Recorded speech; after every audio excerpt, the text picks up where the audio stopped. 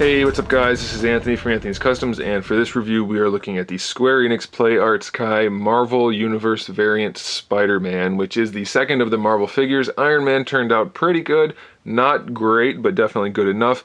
Let's take a look and see how Spider-Man turns out. Before we get into the figure, you guys asked to see the packaging of the variants, so here you go. It's pretty cool artwork of Spidey doing his web slinging with the giant background painted onto, or not painted, but the artwork on the entire cover of the box. So that's pretty cool. And then we have our standard figure poses on the back. All right, let's look at the figure. He stands roughly, let's get it lined up here, just about 10 inches tall.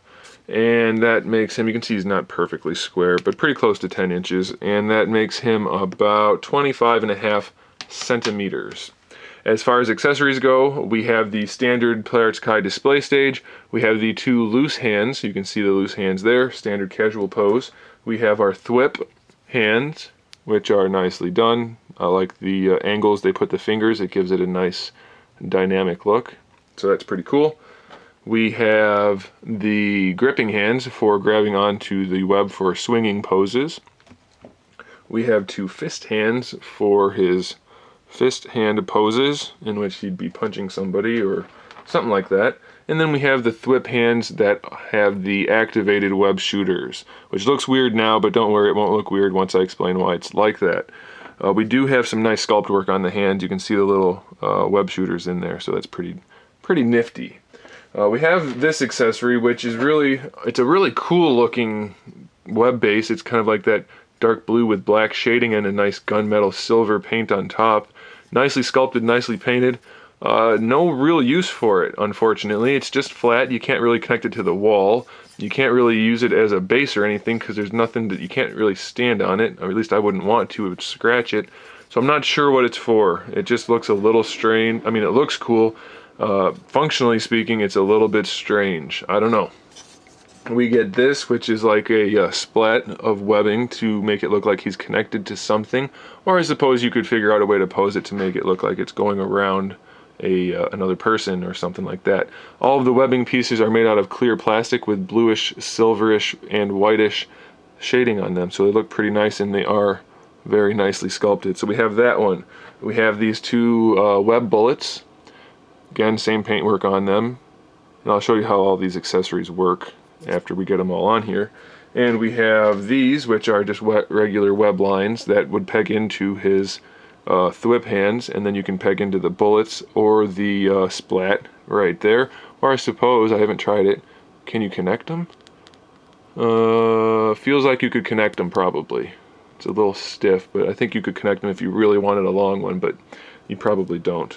And then you get this one, which is a really long one, but this is strictly for him grabbing onto. You see this end does not peg in, and this one does not peg in or have peg holes. So it's pretty cool. It's not bendable, but it is flexible, so you'll be able to pose it pretty well. As far as these go, so you have the thwip hands, and you can either put the web bullet right here if you want it to look like it's just firing out, or you can put the splat right here if you want it to look like it's just firing out. Or you can attach one of the extensions and make it look just like a web line, or you can add the web bullet onto the end of this. And of course you can peg them in all the way. I'm just doing it temporarily. And you can of course put the splat on the end of there. So definitely plenty of versatility in those. Now let's look at the figure. Paint job wise, I personally like it. I don't mind the black, I don't mind the lighter red and the lighter blue. I think it looks good. We do have some odd choices in that some of the blue is more of an aqua looking blue, and then some of the blue is this nice dark blue, which is the more traditional Spider-Man look, which I think it should have just been more uniform, and I know they did it on purpose. I don't mind it. You can see the dark blue up against the light blue, and it's okay. It kind of calls back to two different versions of Spider-Man throughout the years, which I'm okay with. I just think I would have preferred one or the other, though. It's not a big deal, though. We have the silver web lining throughout the entire thing, so hopefully you didn't hate the Tobey Maguire Spider-Man because most of his had the silver. I like it. I think it looks good. We do have the black throughout. It looks good up here. The only part where it looks a little strange is around the knees, and I think that's easy to ignore once you get imposed. So overall, I like the look of the figure, the appeal. Everything looks good. He has pretty much a classic looking Spider-Man head, slightly armorized, but still pretty classic. The eyes are silver with black shading. Depending on how the light hits them, they look either dark or light. So it's pretty cool. Let's look at the sculpt. I like the way they added the armor bits. I know a lot of people don't, like around the shoulders here and around the chest. I think they look pretty cool. I like the stylized spider on the front and back. I like that they actually have, it looks like little web shots for his webbing on his suit, so that looks pretty good. One thing I don't particularly care for is the abdominal section. It is kind of strange. It almost looks like he got kicked in the stomach or something like that. It doesn't really look like muscle sculpting. But it's not super noticeable, so it's not a big deal. It's just something I noticed. I like this piece, the way it kind of ties in down here. It doesn't stick out super far, so that's okay. If you'll notice, we have really nice carbon fiber texturing for some of the parts, so that looks really good. That's about it, I guess, as far as the sculpt goes. It's basically the same thing at the bottom as at the top. We have some smooth pieces, some webbing pieces, and then the carbon fiber look. So I'm pretty pleased with that. Let's talk about articulation. Most of it's pretty good, some of it's really bad. For the head, we can look all the way up, even with minimal gapping, so that's pretty cool. We can look down. That's pretty cool. The neck is obviously on some type of articulation, which I can't... Oh darn, it is. It's on the hinge. It's on that pegged hinge again. They need to stop that. Iron Man had it. This guy has it. Double ball peg. Square Enix, double ball peg. I forbid any further use of that hinge, because all we get is forward and back and rotation. And the rotation doesn't work well, and we can't lean it very far either. We don't need anything more than a double ball peg. That's fine. This one doesn't have too much of a problem. It works okay, but a double ball peg would have been just fine. So the head and neck are okay. Shoulders, we are back to just having this fixed, well not fixed, the ball hinge with no butterfly joint. So it's at a slight angle, so our ball hinge functions as a butterfly joint if we use the hinge and the swivel at the same time. So the hinge itself brings the arm all the way up, so that's good. It's not doubled up like on Iron Man, so we don't have to worry about that arm flopping down. We get to swivel the shoulder around that peg, so that's a good thing. We get our bicep swivel also, so that's a good thing, and the way they did that, it's pretty nicely done. It's tucked in on itself, and the hinge works well, so that's all good. The elbow is our standard ball hinge, so it'll swivel at both ends and ratchet, and that works pretty well and doesn't stand out too much. And then we have our standard wrist hinge, which is the same as the elbow, just a little bit smaller. The chest is entirely soft, like we've kind of come to know and love or hate. We have a seam here on top of this silver plate, which isn't super noticeable once he's posed. I don't know how I feel about it though. It looks okay like right now, but they still look a little odd. When you bring the arms around, you can tuck those in and get his arm to come across the chest a little bit better, and that works out okay, so I'm not really going to complain about that too much. The thing I will complain about is his upper torso articulation is atrocious. You can't tell right now. Right now it looks pretty seamless. He's got that darn ball peg hinge thing that they're doing, and giant gaps.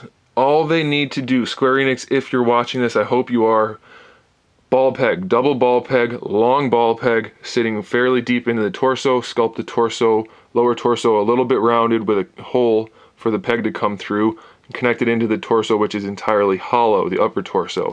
That will give him a great range of motion, just like this, without this weird hinge thing that makes the upper body snap like that. We don't need that, and we don't need this to be cut off. If this came up higher, it would still have the range of motion. It'd be cheaper for you to make if it was just a double ball peg, and it would work better. This way, this figure, the way it is, the only way it looks good, if you don't want a giant gap down here and a gap back here, is to bring it all the way back, and make sure you don't tuck the soft part in. Bring it all the way back with the ball peg, and then snap that hinge down, which it works out okay luckily, but that completely limits what we can do because it looks pretty bad. We can only swivel it around, otherwise it doesn't look right. And even then it looks really awkward, so you're gonna have to lean him, and it's just not the way that torso joint should have been designed. Let's move on though. We have a really nicely done floating hip and crotch piece. It sits nice and snug on the body, so there's no weird gaps or weird diaper effects. And we do get our ball peg for the lower torso. However, due to the fact that they don't have any gaps in there, we have very little range of motion for the hips in some directions. We can bring them all the way forward, so that's a good thing, and it works well and looks good. No problems at all with that. But since he's Spider-Man, he should be able to do the splits, and that's as far as they go, so that's a bit of a bummer. If you pull on his side a little bit, you can kind of bring the leg out one more click, but it's only going to work for one side at a time, and it's still very limited. If you bring the legs up forward first, then bring them out, you can do that, but then they're facing out this way rather than sideways. So you're going to have to finagle it a little bit to get him to pose the way you want in the hips, which is a bit of a bummer since it is Spider-Man. We have a thigh swivel at the top of this weird knee thing, which you will get used to. It doesn't look great, but you'll get used to it. The double jointed knees, they look good because they are seamless, kind of. And what I mean by that is it doesn't flare out into the knee. The joint itself and the sculpt is all kind of flush. Same thing down here for the most part. So his knees will look pretty good, and then the big knee armor helps that. So that's pretty good, and we get good range of motion down there.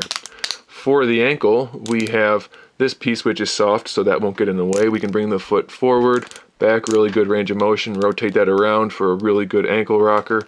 No complaints at all there.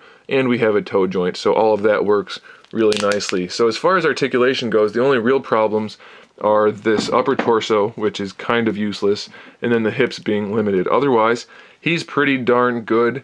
If it wasn't for this right here, this torso problem in the articulation, he would easily be one of, if not the best variant Play Arts Kai figures all around. I'm really pleased with him for the most part. It's just those few issues that are problematic.